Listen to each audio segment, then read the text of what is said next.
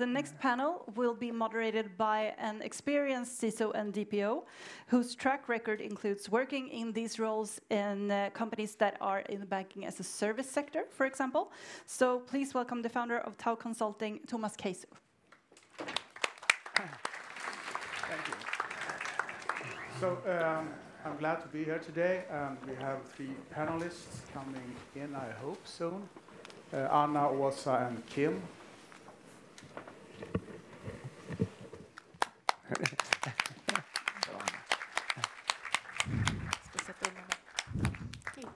Tack så mycket.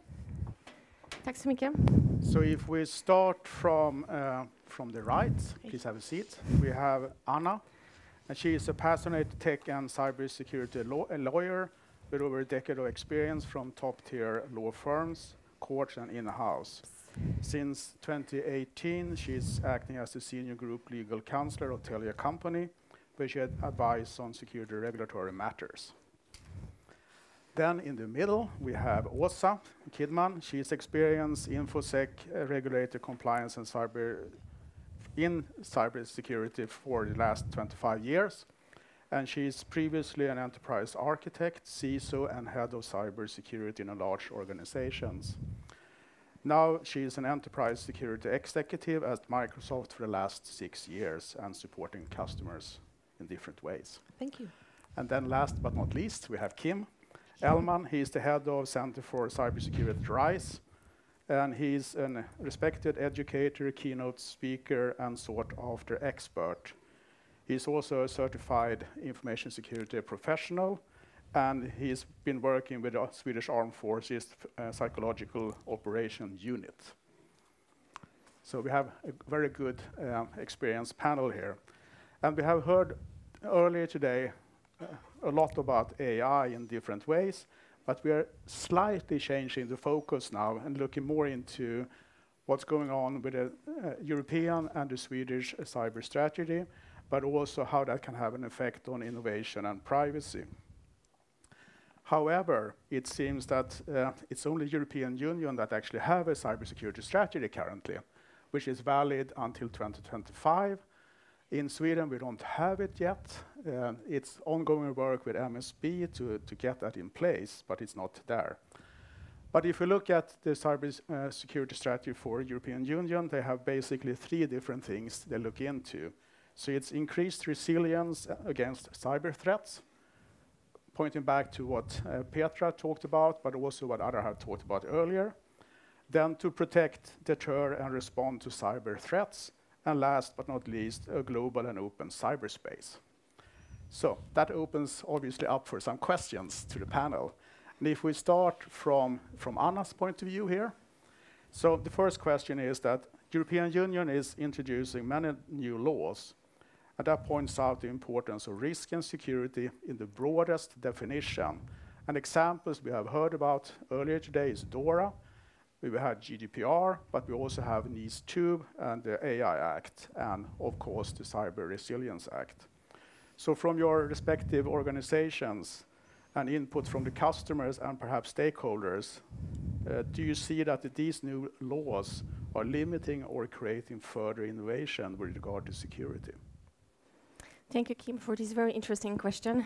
I'm a lawyer, so you're going to get a legal hat answer. And I would say that there does not need to be a trade-off between innovation and regulation as sort of, the external layer to that question.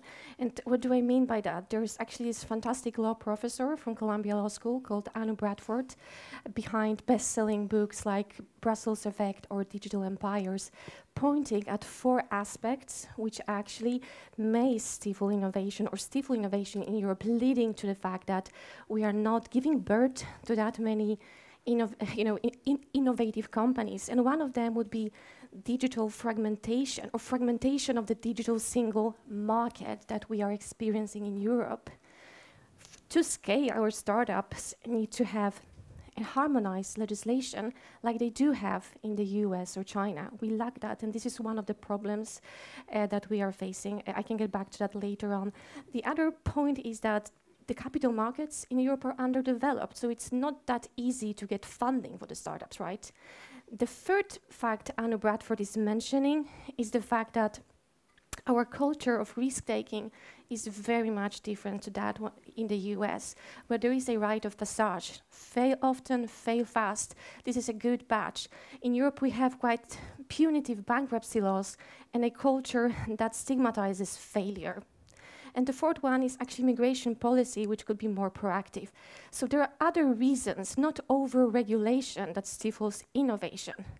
And from the telco perspective, we really welcome this new regulation that creates a framework and creates more stability, more resilience, more cybersecurity throughout the whole ecosystem.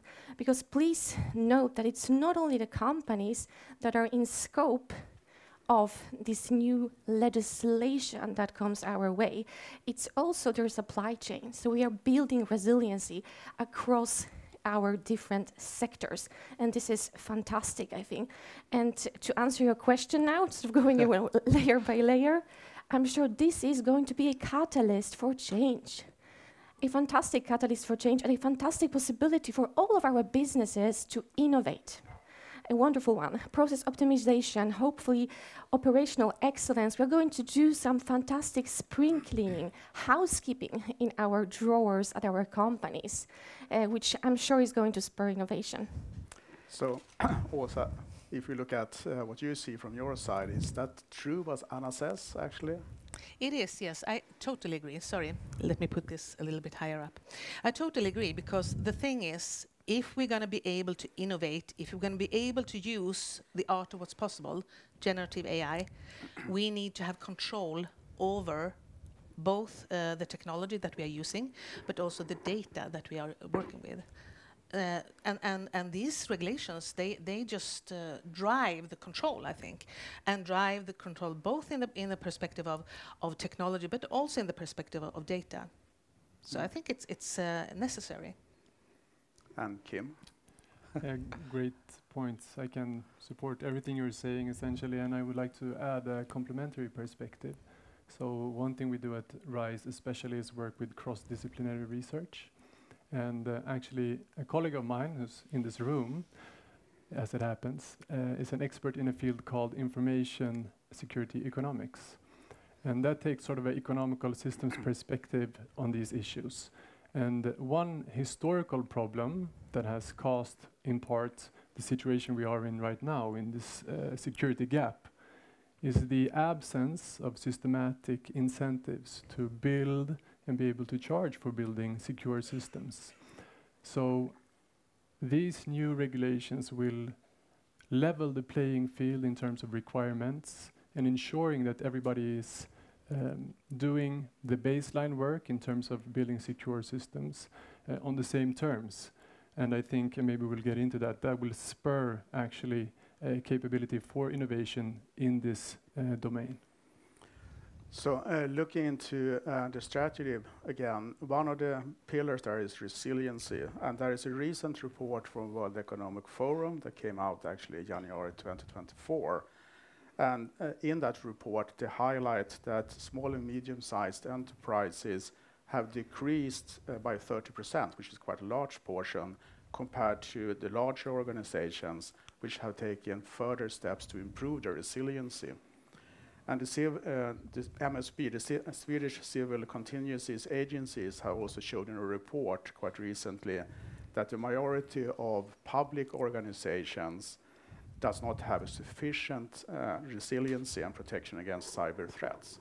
So the question, Kim, if you start with you, how can then innovation support that part of the European security strategy to have a better resiliency, but also to protect, deter, and respond? Okay, so obviously a huge question. Yes. A few key points. One is around, again, our current situation and the macro drivers that led us here. The two main ones, of course, are digitalization in the absence of the correct incentives to build secure systems, and now more recently, a very sad development in terms of the geopolitical security situation, so the threat landscape that you have touched on today. So these two in parallel, creating this divide. And then what has happened, some people and some companies, and especially maybe large enterprise organizations in specific sectors, are front runners because they are key targets, so they are well ahead. Simultaneously, the security landscape has worsened perhaps even faster. So we may not yet even be at the tipping point where sort of the security gap is getting closed more quickly than the risk or the threat is actually increasing. So someone mentioned the aspect around leadership and these questions being supported and looked at the board level, and this is a supremely important topic. We're actually doing a training with the Board Academy this month and next month on this topic, because even though the board level is now looking at this question, in total, we are still falling behind. And the SMEs is actually of particular interest to RISE as well, because these companies historically have even larger problems paying for these types of services and getting paid for building secure systems. So here we have to find and align with different actors in the market, but also in the public sector, to support and invest in enabling SMEs, again, to build secure systems. And also from the Microsoft side, do you also see that there is a bigger gap now between those that do big steps forward in resiliency, but those also lagging behind? I like to take one of your aspects you put up on the table with the cybersecurity threat landscape we have right now, because 10 years ago, I don't think that there were used so many drones in wars around the globe at that time. Today, we use drones. The technology is changing rapidly, and the ability to both use technology for bad reasons and also use technology to protect yourself and to have control over your data and have the control you need to have to be able to be innovative and to be able to be secure needs also to be used.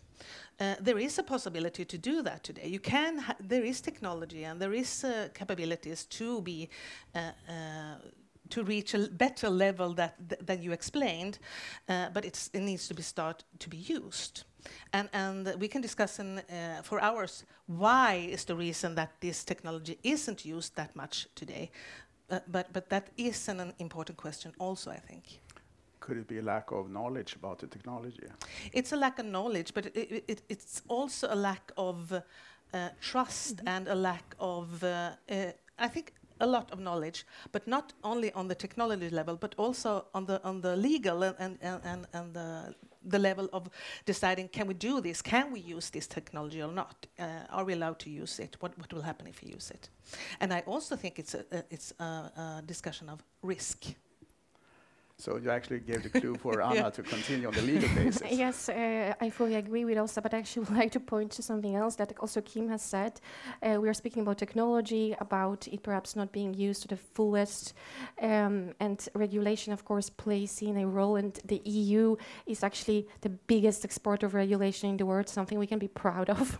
And it also makes us trust, I think, a bit more in the digital tools we're procuring. But I just would like to lift one very important factor here, and that's what I think security people call human firewalls. I think that the human factor is like the most important factor that plays in whether or not we are creating resilient organizations. And luckily in our risk-based legislations right now, trainings are made as one of risk management measure that companies need to review and introduce, and our management bodies need to actually undergo them and offer them to their employees. Because I'm not familiar with the reports, like with the details of them, but I'm guessing that many of the errors that have been sort of lifted up in them have been caused by people perhaps lacking necessary knowledge and not being cybersecurity literate. And I think also some of it's related to what Petra talked about, that if you don't get the top level in the organization involved, you don't succeed. You don't do that. You need sponsors, absolutely. So then coming to my third question, and we start from Anna again, because this is within your realm of legal parts. So in European Union, we have quite a lot of new national, and well, both European and national laws. And some of the newest ones, even though GDPR is not new, but it's still considered to be new somehow. We have DORA, we have the AI Act, and we have also some other legislations coming out. They are, to a large extent, and I think Engla also pointed that out earlier today in another panel discussion, they are risk-based and not so much compliance-based, but we still have a mix of risk-based and compliance-based. So the question is, how do you see the difference between the risk-based and the compliance-based legislation and their potential impact also on innovation? I would actually take one step back, because if we speak about the technicality of how legal acts are sort of crafted, architected, I think it's also important for everybody to understand that some EU acts are directives, they need to be transposed into local laws, and some are regulations like the GDPR or AI Act or Cyber Resilience Act that are going to apply automatically across, and hopefully are going to create that harmonization that we need for the innovation to be fruitful. And directives are a bit more difficult, as you'll understand, and I'm sure many of you are very well aware that the NIS2 directive, the upgraded one, has as a goal to create that harmonization, but it's still a directive, and it's also a minimum directive, meaning that the countries have a mandate to propose additional measures, creating that fragmentation across the EU, and that stifles innovation. And back to your question about risk-based and more prescriptive legislation, I think that the risk-based that we see in NIS2, DORA, Cyber Resilience Act to some extent, it's the only way to go for security, right? I'm a lawyer, but from what I understand, security, and it's a cliche, is a moving target. So how do you otherwise legislate around security? The risk-based approach is the only one that is plausible, and it also allows you to choose the measures that are best suited for your own business. So you apply them according to your risk profile, your risk appetite. And perhaps for small organization, going back to the last question, it's going to be more of a challenge because it requires resources that know what they do. But in a way, it's golden that we have that risk-based approach because it really allows us to adapt those legislations to our business, and we ensure that those legislations are not going to be obsolete in 1 or 2 years' time. But I know that it also makes many people a bit confused and perhaps angry that they don't find the answers to their immediate questions like, what is my requirement? What should I do? So it's another way of working that we all need to learn, and it's going to create that innovation, as I mentioned, because it's going to create that incitement to work in another way, to think creatively, to upskill the personnel. So I could go on, but I think I'm finished. Actually, when we had a brief discussion before this meeting today, Åsa and I spoke quite a lot about risk-based and compliance-based legislation. So what's your view on that? Exactly. I think that, Thomas, I don't know where to start. I just want to continue a little bit about what you said first to start with. I think that we have something at Microsoft we call tech intense, and it means that it means that skill intense, skill up, that is important. And I know that Petra, you are a fan of skilling in your organization. I know that it's important for the most organizations, but skill up is so important. And it's so important for all parts of the organization. And one other thing is that when it comes to skill up, don't build anything that someone else has done already before you. Use it. For SMEs, for example, use what's already commoditized out there. There are services in security. There are professionals in security. Use them as much as possible. Now, to the question about compliance and risk, I think that there is a problem with compliance, because compliance seems to be kind of 0 and 1s, and everything is about risk. There is not a zero risk anywhere. And I think that when we look at compliance, I was the first data protection officer in Sweden, registered. So I worked with GDPR in the very beginning. And this was a problem for me because I saw that it was so much compliance, it was not a risk discussion, and it made it difficult to move forward and to really be compliant. And what it did, was that it opened up for huge risks in the other end. So that's why I think it's hard to talk about compliance and risk-based, because I like risk-based more. It's all about risk. Yeah, and we actually have had for a very long time an ISO standard called 27001, which is actually risk-based from the beginning. So you start there, and it's been for many years. But coming to Kim, and from the RISE perspective. So I'm not a lawyer, so I'm not an expert in these laws and frameworks. However, if you zoom out and look at this from a more general perspective, my observation is that the compliance-based frameworks and regulations follow more of a deductive kind of logic. So it's a logic of necessity.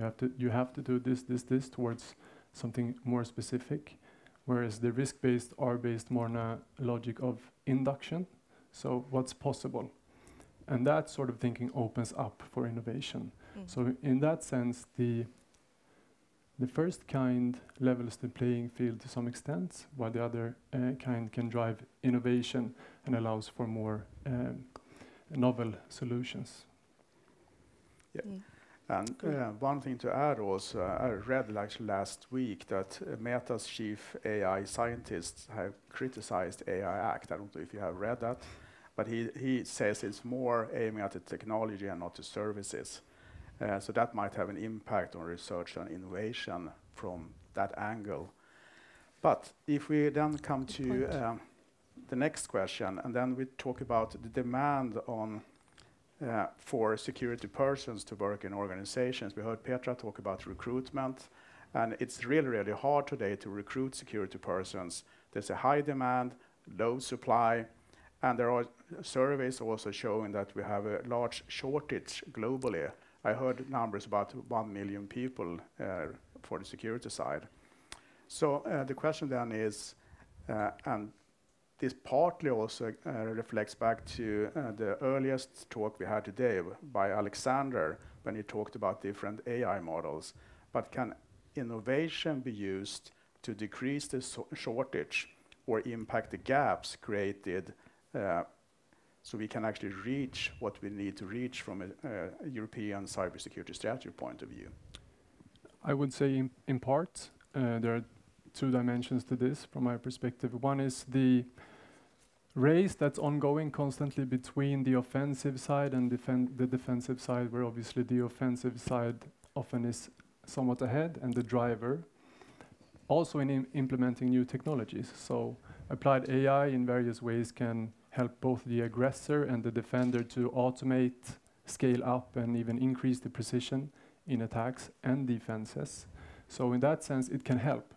But since the symmetry is somewhat equal to that end, it does not allow us to resolve the supply of competence issue, even though where we put the human competence and the human skills may be more refined over time. So an obvious example is threat detection. We spoke earlier about assume breach scenarios, where the time to detect and mitigate an attack are the most important KPIs.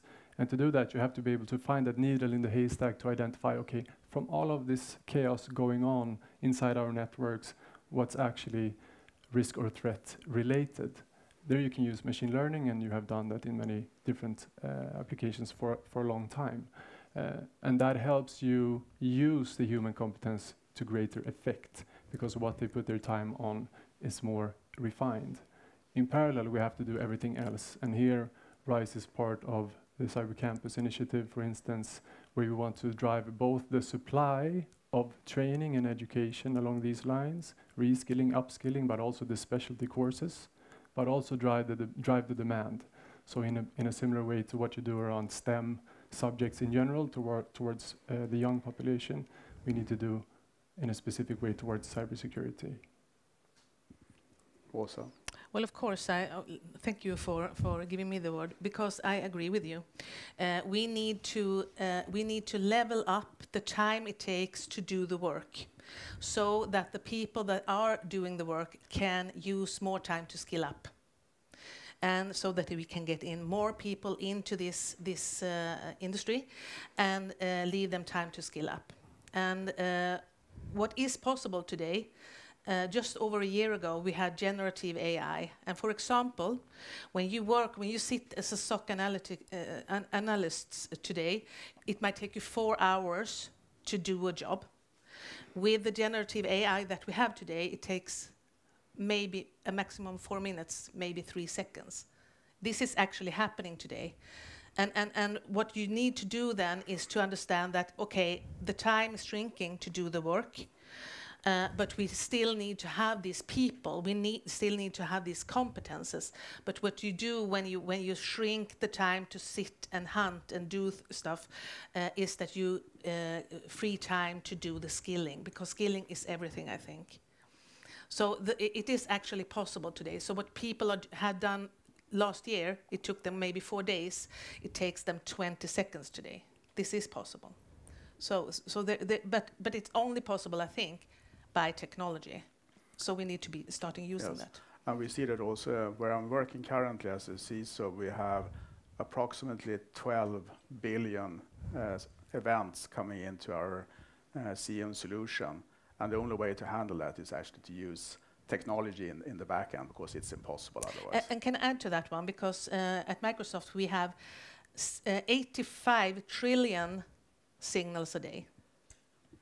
85 trillion. A bit more. That's 900 million signals a second that comes into what all our customers are using. So what we are doing is taking them in and giving you them to use in your organization.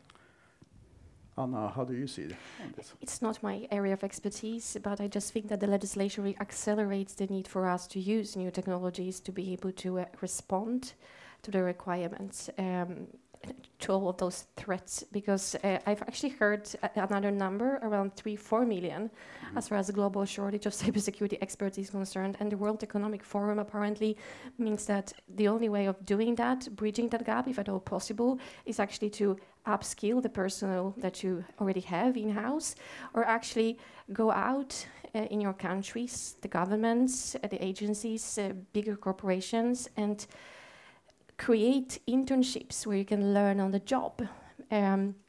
Actually, as that question, I posed that question to Elsa before we entered the room, like, how do you become, a cybersecurity expert, a star? And there are many ways, from what I understand, of getting there. And perhaps there are people sitting in this audience or listening to us who are quite fed up with what they do. Perhaps they don't do law with all the passion that it requires, or they don't like doing IT or something. Perhaps there's a way for them to learn on the job and to become a cybersecurity expert. And there is also actually an underutilized part of the population today. And I think Petra and Swedbank had worked quite hard with that. In my team today, I have only 1 female out of 10. That's not good. So we need to use more and encourage females to actually start to work in this area. I think that's quite important. Then coming to a topic, Anna, that we spoke briefly about also when we talked before this day. We talked about Cyber Resiliency Act and the impact on open source for developers. And the question here is, will the impact for open source developers be so large so that will have some kind of impact on innovation? And perhaps you can first elaborate a bit about the consequence for open source in the CRA. Yeah, it's a very interesting question, and as a lawyer, there's a legal disclaimer. I've had a peek at the consolidated text that has been leaked, I think last week or 2 weeks back, after the vote in Parliament, I think on the 12th of March. So it's still not, to me, 100% certain how everything will play out, because now the text is going to undergo legal scrubbing, so things can happen. And Cyber Resilience Act, for your information, is going to be finalized during the beginning of the first mandate of the new European Parliament. So I would guess that the corrigendum procedure is going to start sometime September, October. So depending on how the work progresses, perhaps we have an adoption decision by the last quarter this year. But coming back to open source, it's such an interesting issue because I'm not sure if everybody here followed the discussions under Cyber Resilience Act. Open source software is increasingly becoming more and more interesting and more, I think, the subject of conversations higher up in organization. I think I've read somewhere that 90% of all operating systems in devices that are connectable to networks and internet actually are based on open source software. And who do you think vets that software security? I would say that there is a big gap and it's not really being done in the majority of cases, would be my guess as a lawyer. Perhaps I'm all wrong about that, but that's what I've also heard in discussions, that corporations using sometimes this open source software rely on it being, secure and being, all right and accurate and correct. But it comes from foundations, from hobbyists, from smaller organizations. So it's really important for us to understand how we want to work with innovation, how we want to work with securing that the open source software, which is of paramount importance for everything that we do, for the regular software, for the AI, for everything, that it's actually secure and that it's reduced as far as amount of vulnerabilities is concerned. Who should take that responsibility? Should it be the foundations? Should they become big corporations with compliance departments? How is that going to look like? There are also those who integrate, who are now getting more and more responsibility under Cyber Resilience Act. So it's a very, very big and interesting discussion that would require actually much more time. So, an interesting topic for another seminar, I would guess. And unfortunately, we don't have more time Yes. today. So thank you for Kim, Åsa, and Anna, and I hand back to Morten and Hannah. Thank you.